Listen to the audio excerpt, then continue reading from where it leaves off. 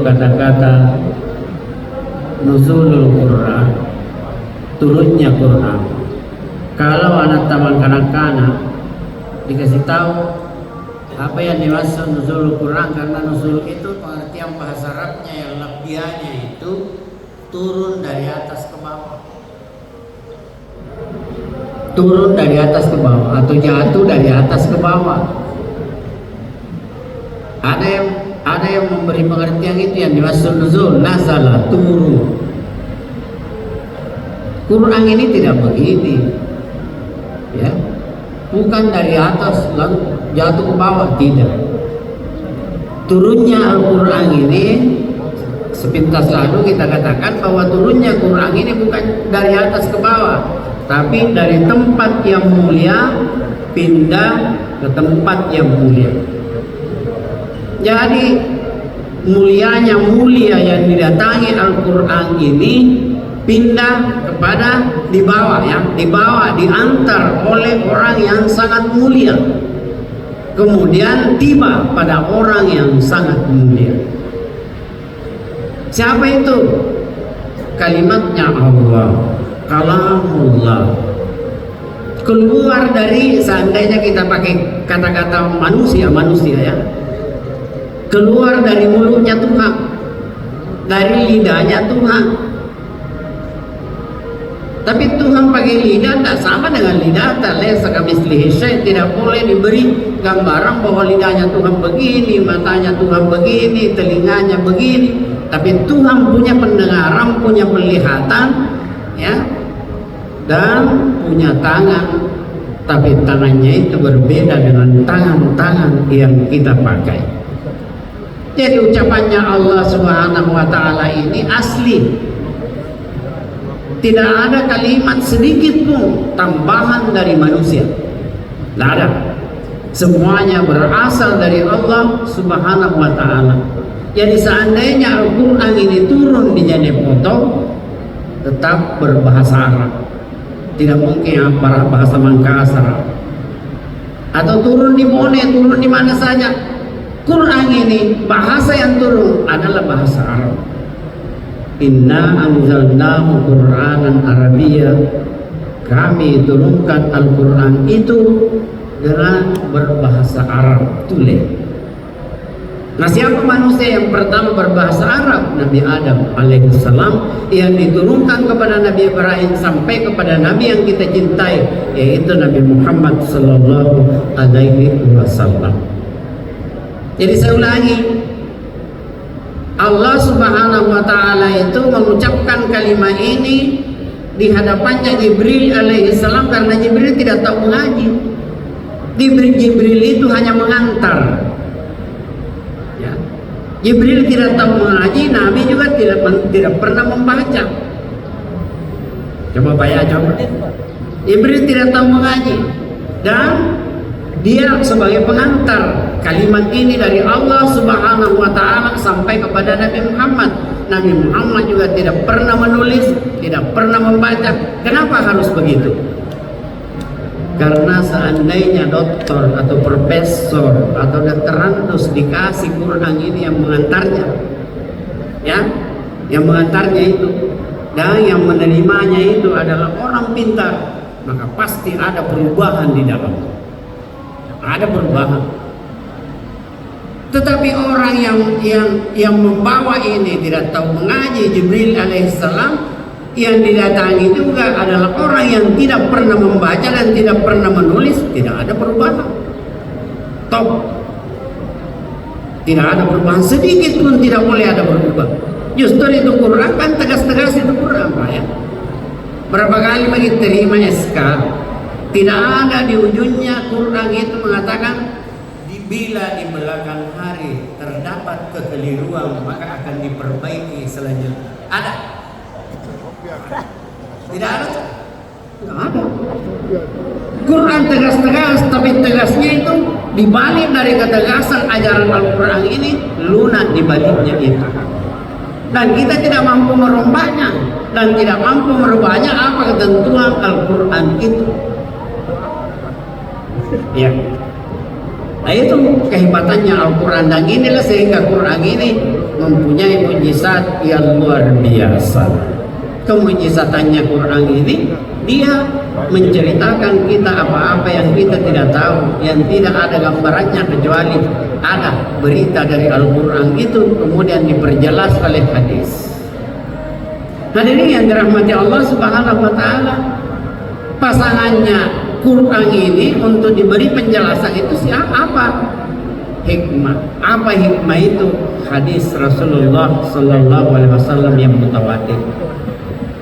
Yu'til hikmata man yasha wa man yu'tal hikmata faqad utiya khairan katsiran. Ya. Itu kalimatnya itu. Jadi yang dimaksud hikmah di dalam Al-Quran itu hadis, penjelas dari ayat-ayat Allah Subhanahu wa Ta'ala, baik ayat muhkamat maupun ayat-ayat yang jelas-jelas artinya, yang jelas-jelas pengertiannya, yang jelas bahasanya, semuanya itu diantar dan diperjelas oleh hadis-hadis Rasulullah Sallallahu Alaihi Wasallam. Hadirin yang dirahmati Allah Subhanahu wa Ta'ala, tinggal sedikit kita buka banyak. Ya. Jadi nusul itu tadi nusul. Jadi pindah dari tempat yang mulia menuju yang mulia. Justru itu Al-Quran ini namanya Az-Zikr. Di dalam bulan Ramadan ini pernah datang seorang laki-laki kepada Rasulullah Sallallahu Alaihi Wasallam bertanya, "Ya Rasulullah, yang mana itu puasa paling besar pahalanya? Mana itu puasa yang paling besar pahalanya?" Nabi menjawab, "Az-zakirina Allah katsiran waz-zakirati a'addallahu lahum maghfiratan wa ajran 'azima." Laki-laki yang banyak zikirnya, perempuan yang banyak zikirnya mendapatkan dua pahala zikir dengan pahala ampunan dari Allah Subhanahu wa Ta'ala, yang merupakan bahagian dari hal-hal yang bisa membesarkan pahalanya puasa ini sehingga tidak ada bandingannya. Jadi Nabi mengatakan yang banyak zikirnya itulah yang paling besar pahalanya. Puasanya itu bisa menandingi dan bisa mengalahkan orang-orang yang puasa tetapi tidak banyak zikirnya. Nah, model zikir di dalam bulan Ramadan ini termasuk Quran, namanya Az-Zikr. Justru itu Imam Syafi'i radhiyallahu anhu itu menamatkan Al-Quran di bulan Ramadan itu 60 kali. Di sini siapa yang sudah tamat? Ada kira-kira yang tamat 2 kali, 3 kali. Gimana Ustaz Waru? Berapa kali tamat? Sudah 10? Belum? Belum katanya. Cewek-cewek siapa yang tamat? Berapa kali tamat? Mau tamat cepat? Ya mau tamat cepat? Ada hadisnya Nabi. Pernah diadakan pertandingan dan Nabi mau tahu siapa yang paling cepat bacaannya. Maka berkumpullah sahabat besar, sahabat kecil yang hafal Al-Quran untuk bertanding siapa yang paling besar, siapa yang paling cepat bacaannya. Tamat. Selesai acara kira-kira 1 jam, Nabi bertanya, "Ali, siapa yang paling duluan tamat?" Tanya saya. "Nah, sakit matamu?" Katanya itu, "Tapi saya." "Berapa menit?" Saya tidak bisa mengatakan. Anda tahu berapa detik sudah tamat. Sudah tamat berkali-kali. Yang jelasnya itu saya sudah tamat pas 30 juz Al-Quran. Tidak cukup 1 menit, tidak cukup 1 detik. Gimana cara mengaji?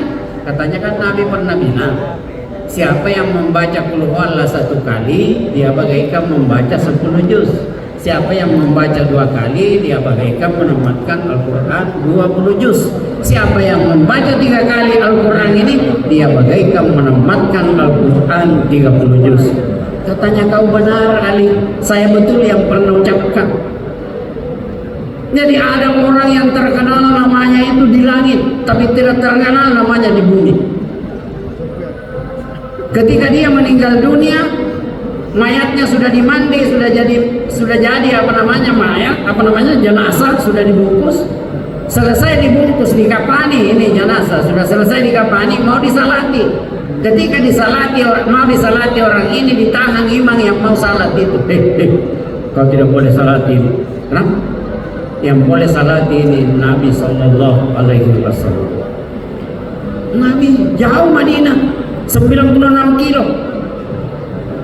Katanya nanti saya datangkan di sini. Saya di Jibril, disentakkan sayapnya Jibril, datang Nabi di hadapannya, berdiri, dan Nabi lah yang mensalati itu. Nanti selesai salat, Nabi bertanya, wahai Jibril, apa kehebatannya orang ini sehingga saya yang harus salati begitu jauh, 96 kilo dari Madinah? Apa kehebatannya? Katanya, ya Rasulullah Muhammad, kehebatannya orang ini terkenal namanya di langit 7 lapis, tapi tidak terkenal namanya di bumi. Ini sahabatmu, ribuan bahkan ratusan malaikat, ratusan ribu malaikat, semua malaikat yang ada di langit hari ini turun untuk mensalati, siap mensalati jenazahnya orang ini, karena orang ini terkenal namanya di langit dan dia adalah sahabatnya para malaikat yang ada di langit. Apa kebiasaannya ya Rasulullah? Apa kebiasaannya Jibril? Orang ini tidak pernah berhenti membaca Qul Huwallahu 60 kali di waktu siang, 60 kali di waktu malam. Itulah kebiasaannya orang ini. Justru itu terkenal namanya di bumi, di malaikat-malaikat, tapi tidak terkenal namanya di bumi. Hadirin yang dirahmati Allah Subhanahu wa taala, kesimpulannya, kalau kita mau disalati secara hakiki oleh Nabi Sallallahu Alaihi Wasallam, perbanyak mengaji dan menjadikan mirip Qul Huwallahu Ahad di dalam kehidupan ini. Karena ini saya kira Qul Huwallahu ini adalah surah yang paling pendek dan mudah-mudahan kita bisa semua. Wallahul muwaffiq wa bihi nasta'in. Wassalamualaikum warahmatullahi wabarakatuh. Allahumma